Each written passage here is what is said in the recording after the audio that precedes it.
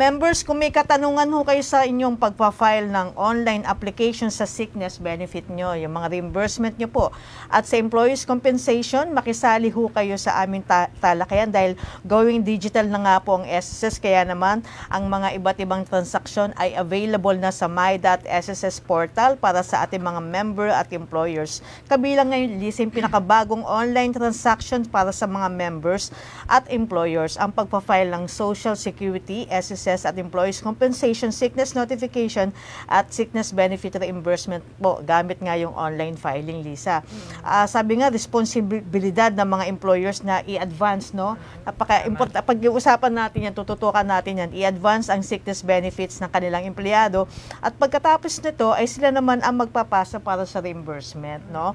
Kaya bibigyan linaw na po ng ating mga bisita ang mga topic na yan. Lisa? So himay-himayin lang po natin kasi parang tatlo yung components kasi nito. Meron tayong tinatawag na submission ng sickness notification, meron po tayong sickness benefit application, saka meron pa yung sickness benefit reimbursement application. So ayun, para sa ano po yung maliwanagan po yung ating mga viewers, no. Ano po ba itong mga proseso na ito na online filing, Doc Dennis Mamelen? Bale, ito po ay bahagi po ng express services ng SSS, no. Pwede na po silang makapag-sabit ng notification or application ng SSS at EC sickness benefit application and also yung pong sickness reimbursement application.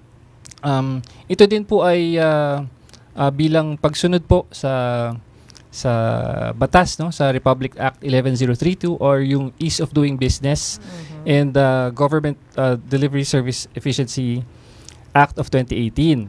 Kung saan ang layunin po ng batas na ito, no, para mapasimple, mapadali, no, at mapabilis ang lahat ng mga transaksyon ng publiko sa mga ahensya ng gobyerno tulad ng SSS. Bale, paano po natin masasabi na napasimple ito? Unang-una po, wala na po tayong isasubmit application form, no? Dahil online na, itatype lang po ng ating mga members or employers yung mga details, no? Kung kailan nagkasakit, kung ilang araw po yung kiniklaim niya, yung PRC number ng doktor, submit. Ganun lang po kasimple. Paano po ito napadali? Kung kayo ay nasa bahay, nasa opisina, kahit anong oras po yan, pwede po tayo mag-submit ng application natin, ano?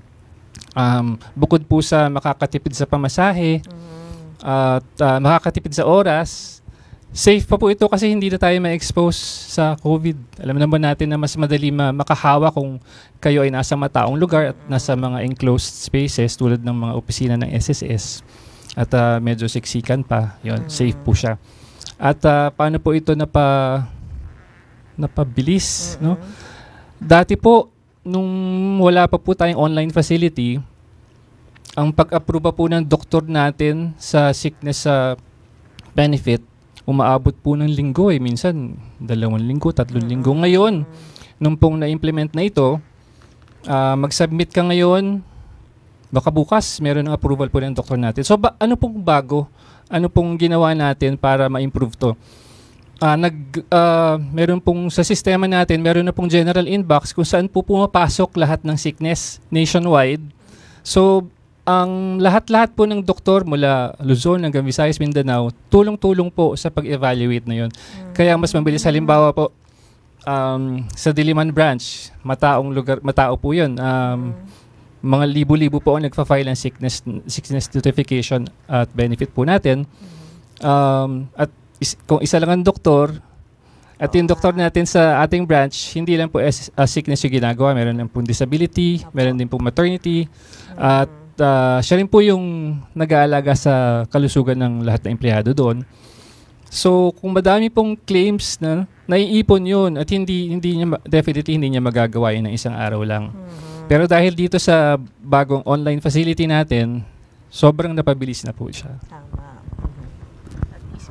Tulong-tulong na yung mga doctors Opo, natin. parang bayanihan nga ang parang ganun po. No? Opo, lahat po ng doktor. Opo. Doc Dennis, kailan naman po na ipatupad tong online filing ng mga sickness notification, yung benefit application, saka po yung sa reimbursement application? Nung December 27, 2021 pa po ito. napatupad, pero naging mandatory lang po ditong March 15, 2022. Tama po. Pero yung sickness reimbursement, May 2020 pa, so nauna po siya. Ito po yung mga para sa ating mga employers. Opo.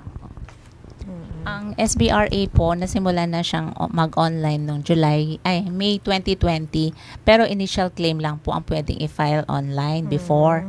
Pero dahil dito sa ating pinagandang online system, dun sa BPR sickness, kasama na po ang adjustment. Sickness adjustment, online na rin po siya. So kasama na rin sickness notification. Okay po. Alam mo, Doc, at saka ma'am, yung konsepto natin ito nun, maganda kasi hindi na, yung mga members kasi, lalo na sila yung involved na may sakit sila, hindi na sila mamumroblema paano mag-file. Usually kasi may uutusan po o kaya, di ba? Yes. Eh dito, one time click lang, di ba, Doc? Ma'am? Upload lang po ng mga supporting documents. Correct. Madali Ayan. na pong ma-process ng ating mga medical specialist. Yun, sa mga members po na nakatutok ngayon, no, lalo na po yung may mga nagpa-plano, no, mag-file, no, baka may sakit po ngayon dahil nga yung panahon ngayon, di ba? Iba ang init ngayon, no? Makisali ho kayo sa talakayan ngayon, magpadala ng yung mga concerns, no, kasi yung pinag-uusapan ho natin ang pagpa-file ng mga sickness benefit po at reimbursement at kasama na rin po ang employees compensation. Okay. May katanungan lamang po tayo. Ano naman daw po ang sickness benefit reimbursement application na ipinatutupad natin? Ito po yung reimbursement application para sa benepisyo ng pagkakasakit na ginagawa online sa pamamagitan ng SSS website or www.sss.gov.ph. Ito ay pinagtibay batay sa Social Security Commission Resolution 2210 2020 dated April 22, 2020. Ito pong reimbursement para sa mga employers lang po na may mga sickness notification approved na employees and then i-advance nila yung benefit para sa employees nila. Then saka po sila magre-reimburse sa SSS 100%. Depende po kung may late filing, pwedeng mabawasan ang benefit. So ma'am, talaga may tall order. Dapat may ina-advance ng employers ang sickness approved sickness notification. Nasa SS law po natin na once na na-approve yung sickness notification, bago po sila makapag-file ng reimbursement, kailangan may advance muna nila yung benefit based dun sa sickness notification approved ng medical specialist natin. Pero ang kasi niyan, dapat kung hindi nila, halimbawa ang empleyado hindi in advance ang benefit ni member, ni employer. Tapos, magko-confirm yan. Once na nag-submit ng SBRA, magno-notify kay member na nag-submit ng ER ang employer mo ng SBRA. Tatanungin siya kung in advance yung benefit. Pwedeng hindi mag-confirm si EE. So, hindi magtutuloy yung SBRA, mare-reject siya. Or posible namang ma-reject dahil hindi nakapag-confirm within 7 working days. Si employer? Si employee. Si Kasi employee. dapat talagang mag-confirm siya na talagang natanggap nila yung benefit. So ma'am, yung email na yon about sa reimbursement confirmation, sa empleyado pinapadala, hindi sa employer? Sa employee. Ayun, okay. So, klarong-klaro yun, Lisa. Lahat po ng sinasubmit nila, sickness notification, SBRA, makaka-receive si employee ng notification para aware siya kung ano yung fina-file ni ER. Meron din sa notification si ER nun. Sabay sila, no, Doc? Good, Doc. Bali po, dati po isa sa mga pampatagal, no? Kaya tumatagal yung claims kasi nga hindi nagko-confirm. Kasi pag hindi sila nag-confirm within 7 days, rejected na. Uulitin ulit yung SBRA. Kaya yun. Kaya dapat ipaalala natin sa mga employees natin na mag-check palagi ng email.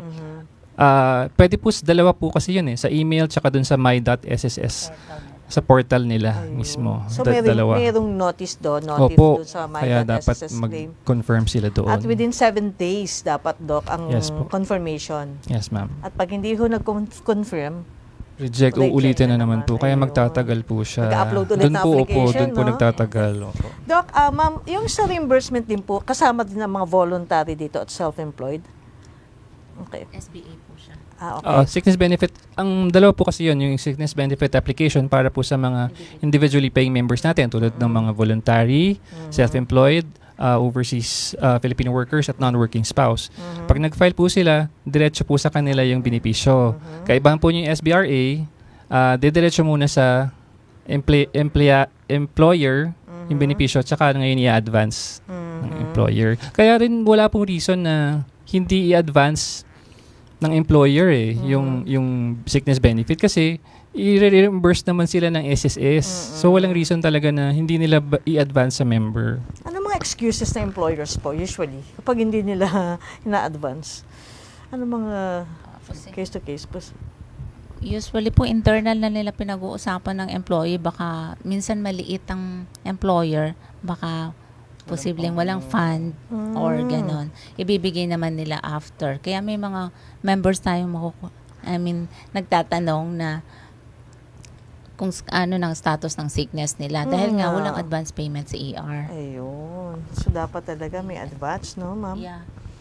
Sa rules natin yun, Lisa. Kasi kadalasan, di ba, yun din yung nare-receive natin na complaint, no, galing sa ating mga employed members. Ang nangyayari, wala pang ina-advance ang employer, pero nagpapasa na ng reimbursement application yung employer. Yes. Opo. So, bali, Ma'am Ellen, ang tip natin sa kanila, hanggat walang ina-advance yung kanilang employers, wag nila i-confirm, no, yes online. Po. Kasi ang payment po noon direct sa employer. Ay may mga employer naman po kasi magbibigay din naman sa kanila, pero ang importante po kasi nasa law natin is kailangan i-advance ni employer sa employees yung kanilang benefit. Worst case scenario po kung halimbawang nagmamatigas si employer, ayaw talaga i-advance yung benepisyo ng kanilang employed member, saan po pwedeng magreklamo yung ating mga members? Pwede po sila pumunta sa pinakamalapit na branch. No? Maghahain po sila ng complaint doon. Pero ang advice ko, dapat sa simula pa lang para hindi na, di ba? Umabot pa sa ganun, di ba? Na pwede namang i-advance na lang agad. Lisa, may dadagdag lang ako, Doc, Ma'am Ellen. What if separated siya, biglang na-separate po? Paano ang sistema ng reimbursement ng member, ng employer? Pag separated po, unless hindi pa na-advance ng company, pwede po siya mag-file as sa SBA. No? Diretso na rin sa kanya mapupunta yung benepisyo. Hindi na dadaan sa employer. Pero kung yun nga, na-advance na ng employer niya, yung employer po yung magpa-file for him. So, pag may na-advance, Doc, ayun. Lisa? Thank you, Ms. Vangie. No, para po sa mga kakatutok pa lamang, ang pinag-uusapan po natin yung submission ng sickness notification, sickness benefit application, at sickness benefit reimbursement application online. At kasama po natin sina Doc Dennis at si Ma'am Ellen para i-discuss po ang mga ito at masagot po ang katanungan ng ating mga viewers maya-maya lamang. And ayan, dumako naman po tayo doon sa online filing, no? Ano po ba yung mga dapat gawin or dapat i-prepare ng ating mga members kung magsasubmit na po sila ng kanilang applications online? Siguraduhin po na may registered My.SSS account ang employer at may pasilidad ito na ma-view at matransact online. Meron po tayong stable internet connection dapat. And then dapat meron enrolled ang employer sa disbursement account enrollment module o DAEM at may registered bank account ito sa isang PESONet participating bank. May approved sickness notification online nakasama sa list of approved SN ng employer na makikita sa kanilang portal. Once naka-ready na yung kanilang registration, kumbaga meron na silang My.SSS account, mag-login lang po using user ID at password. I-click ang benefits drop-down menu at submit ang SBRA or Sickness Benefit Reimbursement Application. Then, i-click yung reference number kung saan makikita dun sa list of approved SN. Lahat ng employees nila na nag-file ng sickness notification, andun po makikita nila. Once na na-approve, nasa portal na nila, and then i-click kung alin man dong empleyado ang kanilang i-reimburse. Kumbaga, nabigyan na nila ng advance payment, tsaka sila magkiklik ng reference number para ma-submit ang SBR 8. I-encode po yung mga hinihinging karagdagang information, and then i-click yung certification box na nagpapatunay na tama at totoo ang mga binigay na detalye at ibinigay ng advance ang kanilang benefit. Then submit, and then okay button na po siya. May lalabas po na screen message na nagsasabing matagumpay na i-submit ang kanilang SBRA, at nakasaad po yung transaction reference number nila, pati ang date and time kung kailan nila na i-submit ang application. And then makakatanggap po ng system-generated email ang employer na nagsasabing matagumpay na isumiti ang kanilang SBRA. Ganun po ang pag-file ng SBRA ng isang employer. Pagdating naman po, Ma'am Ellen, sa sickness benefit application, almost the same lang naman po yung yung mga proseso at kailangan i-prepare ng ating mga members. Sa sa individual filing member po, ganun din po. Online filing siya, and then mag-online siya ng ganun din sa my.sss account, user ID and password. Basta isasabit niya po, i-upload niya po lahat ng dokumentong kailangan base dun sa kanyang pagkakasakit.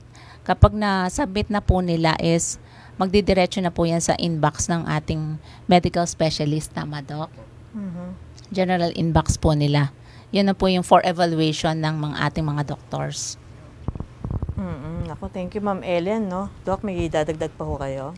Yung kasama po pala sa mga nagpa-file ng SBRA, yung mga household employers po natin. Opo. Yung pong mga may kasambahay, kayo po yung magbabayad noon, hindi yung kasambahay nyo. Kayo din po ang magpa-file ng SBRA.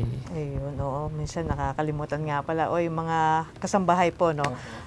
Pasok po kayo sa mga beneficiary ng SSS, no? Lalo na kung pinaghuhulog po kayo ng mga employers nyo. Okay?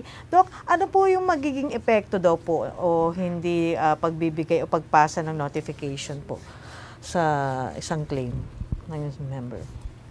Meron po kasing binibigay tayong 5 days, no? Para po sa mga employed naman na members. 5 days para mag-notify sa kanilang employer na nagkasakit sila, na mag-a-absent sila.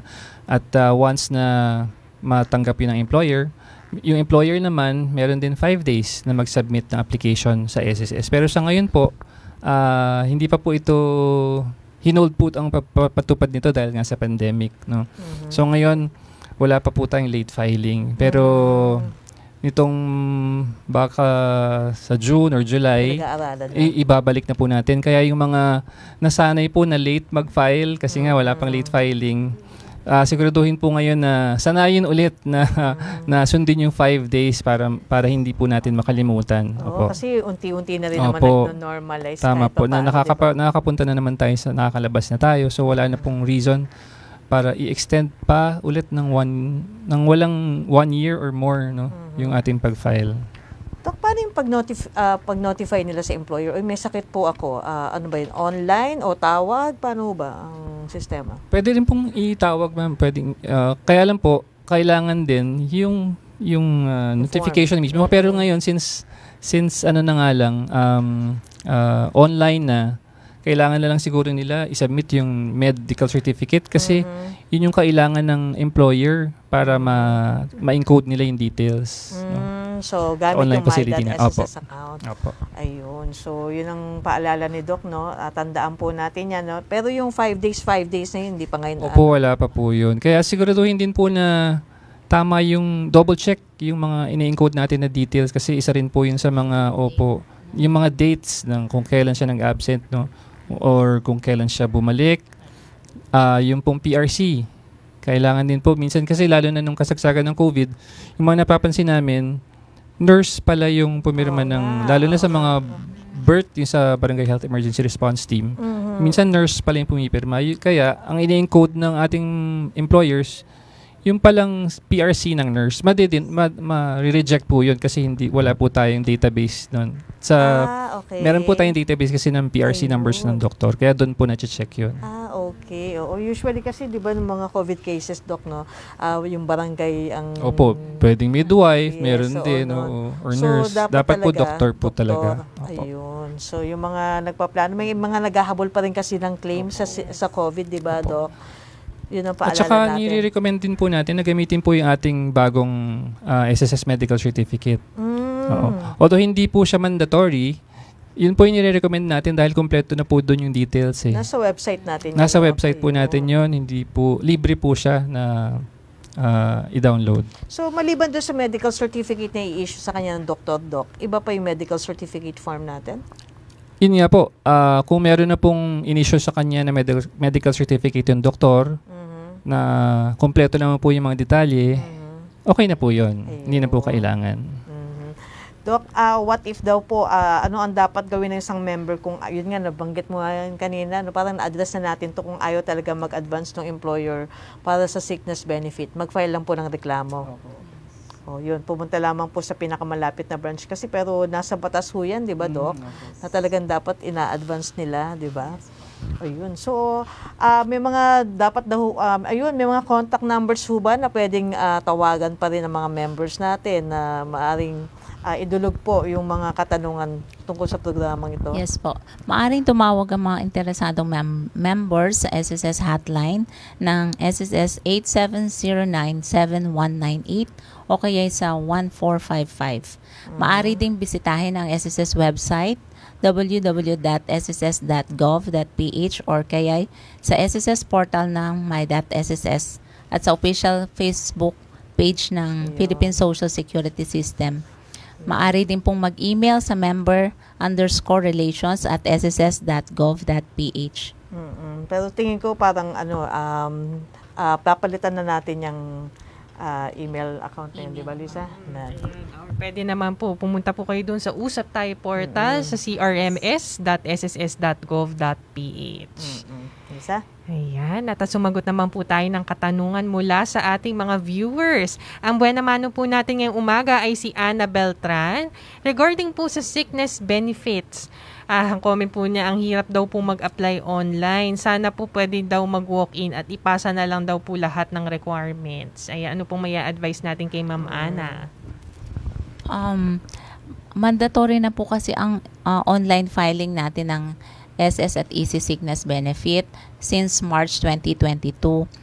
May mga pinapayagan lang po kaming OTC na over-the-counter. Hindi po yung mga regular claim. Mga special cases lang po na hindi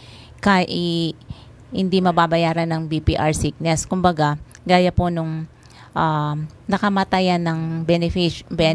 Halimbawa po, yung isang member meron ng approved sickness notification pero hindi na i-advance ni employer. So, nakamatayan po yun. Ang magpa-file po legal heirs. Yun po yung mga ganun over-the-counter o kaya naman po yung meron pong employer na nag-cease operation na wala na talaga. So, wala na siyang bank. Pero meron pa siyang pending na claim. Pwede po yun pinapayagan. Pero the rest po halos online.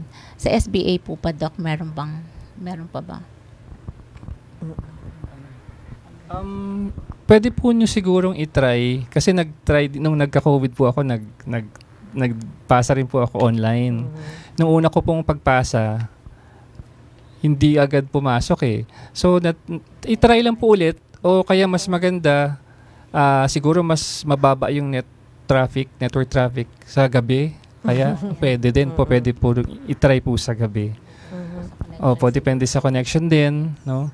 Pero po mas madali talaga siya eh. Hindi po ako techie pero napakadali niya aprobado agad the following day. Or kung talagang hindi po kayo makapag-file talaga, ayaw talaga. Gaya po ng sabi niyo, pwede naman po kayo magpunta sa branch, magpatulong po. Pwede po magpatulong. Meron po tayong mga e-center sa branch. Pwede po tayo magpatulong sa mga... At saka, Doc, siguro mainam i-check niya rin kasi usually, kaya hindi rin makapag-file, wala silang DAEM account. Yan ang usual na posibleng no. Ma'am Ana, siguro dapat mabanggit niyo po ano yung difficulties na na-experience niyo sa pagpa-file ng sickness niyo para ma-address po nating mabuti yung concern niyo. Lisa? Ito po, merong pa pong question si Nel De Torres. Pag 5 days po na sick leave, pwede na daw po bang i-apply for sickness benefit? Pag employed po kayo, kailangan po muna ma-exhaust yung company sick leave natin. So, meron po tayong, since 5 days po yan, ang minimum po kasi natin na sick leave is 4 days. Kung 4 days and above, pwede po siya i-apply. Siyempre po, kasama na po doon yung dapat may contribution. And all that. Okay. Next, mula kay Albert Yoinko. Ma'am, sir, totoo po ba na kailangan mo nang ubusin ng sick leave yan? Maraming katanungan to. Kailangan po bang ubusin mo ng sick leave bago makapag-file ng sickness benefit sa SSS? Yun po yung isa natin, opo. Sabi ng admin namin. Tama po yung sabi ng admin nyo. Isa po yun sa requirement para makapag-file ng SSS sickness benefit. Although, pag easy po yan, work-related, kahit po may company sick leave pa, pwede na po i-file. Okay. Sa SS, bawal po yung double compensation, pero sa easy, pwede po yan.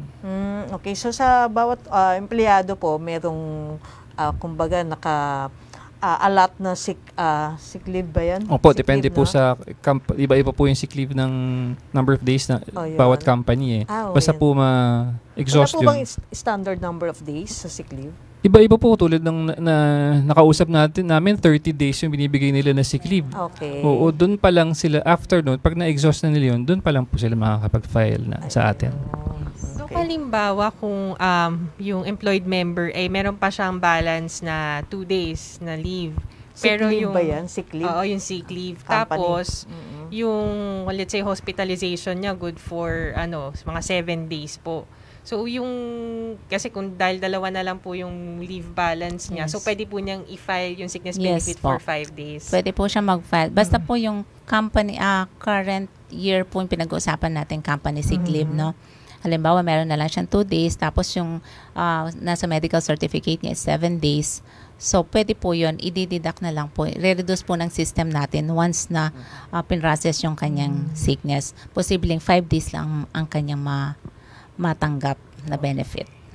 Okay, thank you po, Ma'am Ellen.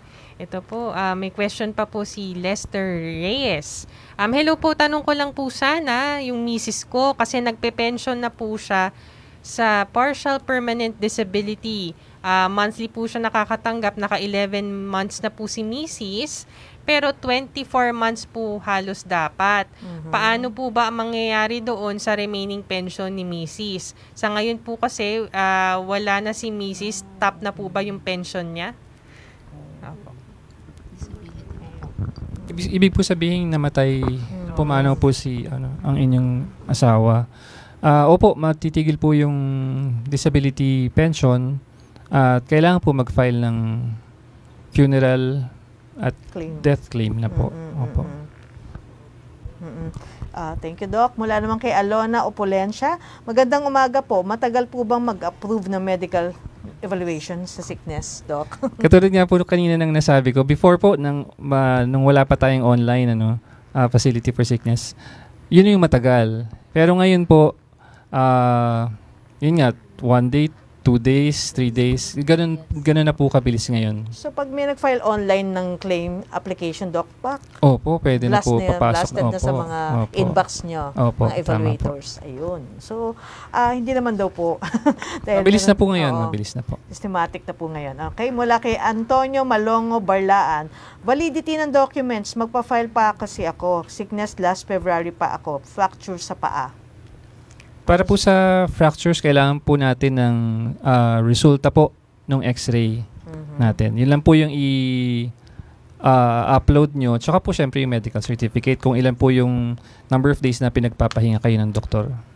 Sa medical certificate na. Opo. Okay, tsaka yung x-ray. Mula kay Leonora Aquino Ren Tutor, pag nag-file po ba ng sick benefits, tapos ako ay member na nahinto sa paghuhulog, ay hindi pwedeng makaklaim. Ayun, hindi siya active. Pwede ba siya? Dapat po meron tayong hulog ng, halimbawa nagkasakit ka ng June. Tapos, June 2022. Dapat meron kayong hulog ng at least 3 months nung prior sa January to December 2021. 12 months prior sa semester ng contingency, at least meron kang 3 months para ma-qualified po kayo sa SS sickness po. Oo. So may mga qualifying conditions lamang po Yes. tayo, lalo na po sa hulog, no? Opo. Bago ho tayo maka-avail ng sickness benefit. Lisa? Thank you. At meron pa pong question si Mia Sanchez. May payment po ba sa doctor kapag mag-fill out ng SSS sickness benefit? Dok, may bayad ka ba? Ang sagot niyo po? Depende po sa doktor or kung sa government facility naman po kayo nagpatingin sa health center, barangay health center, actually wala pong sinisingil yung mga doktor natin doon. Kung sa private po, syempre, meron pong bayad talaga yun, ma'am. Thank you po sa clarification, Doc Dennis. Ito naman po may question mula kay Jessica Abad Kalipay. Sir, paano po ang pag-file ng sickness reimbursement? Kasama po ba sa days na ilalagay ang pagpapagaling sa bahay? Good question po. Opo. Nagkakaroon din po ng confusion dyan kasi confinement nakalagay confinement. Ano ba to? So pwedeng home or hospital confinement. Minsan nga, kunyari na-opera sa, let's say, appendicitis, na-hospital lang ng 3 days, ilalagay ng doktor 3 days. Siyempre, hindi ka naman papasok agad ng after 3 days. Ilalagay din po dun yung kung kailan ka makaka-recover. So, kasama po dun yung recuperation nyo period. Na sa tingin nyo, pwede na pumasok yung miyembro. So, hindi lang po yung number of days na yung na-hospital.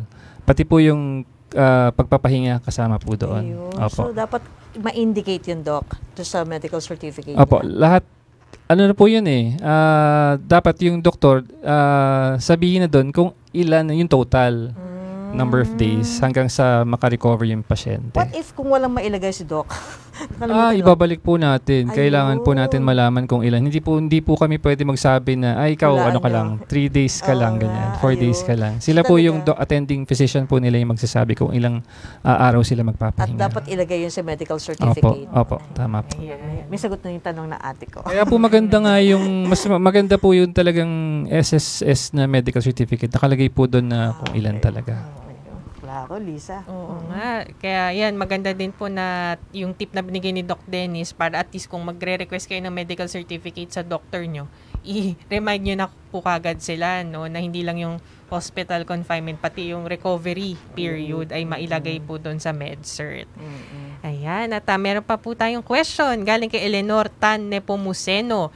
Pwede bang mag-file ng sickness claim ang pensioner kasi naoperahan po si Ma'am Eleanor?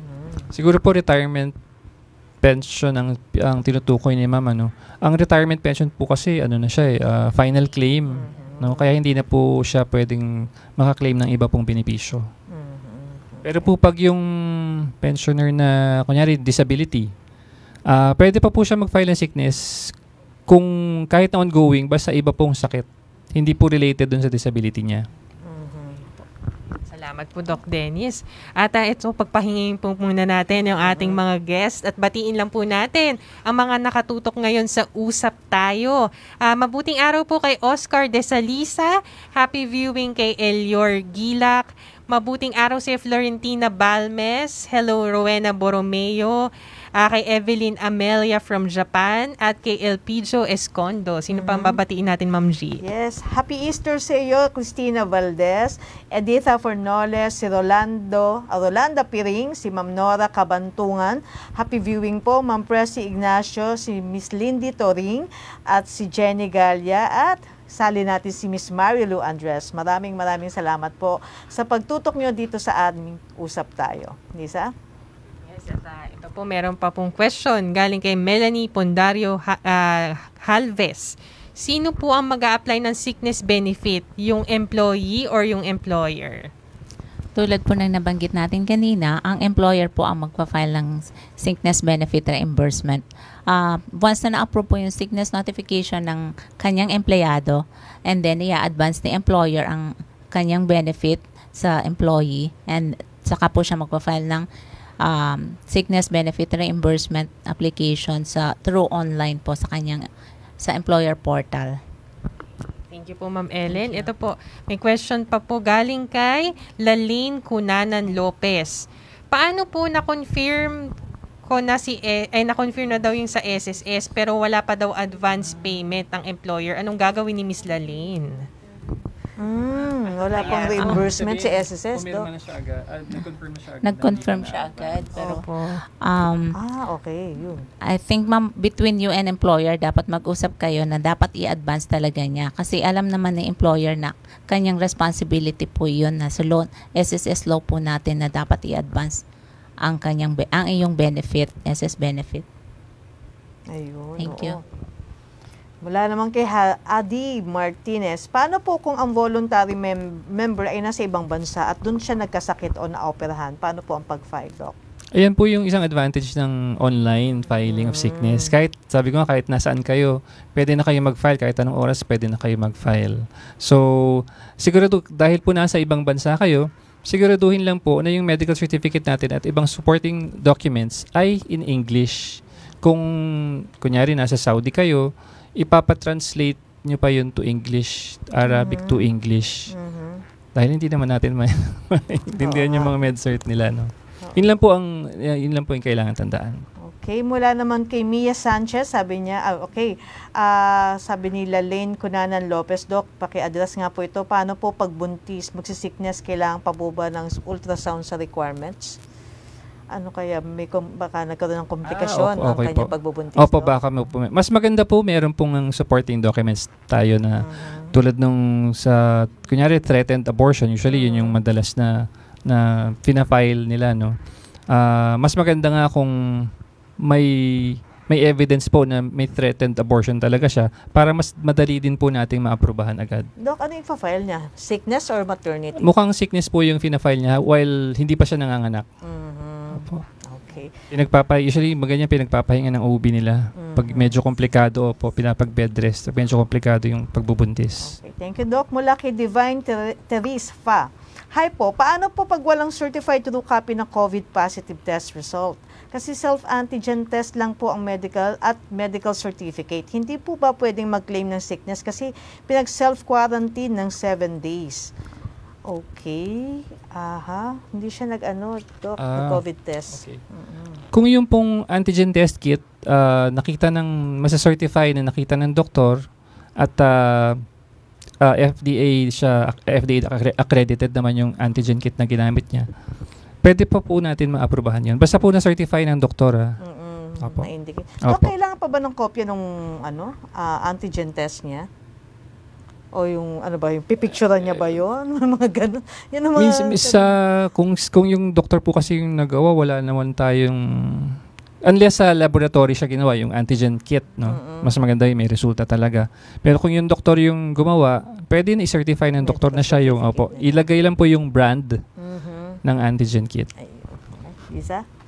Ang next question naman po ay galing kay Crisanta Ex-Conde. Pwede pa bang mag-file ng sickness ang isang member na ang kanyang pension ay in process pa lang? Siguro mag-file pa lang ng retirement.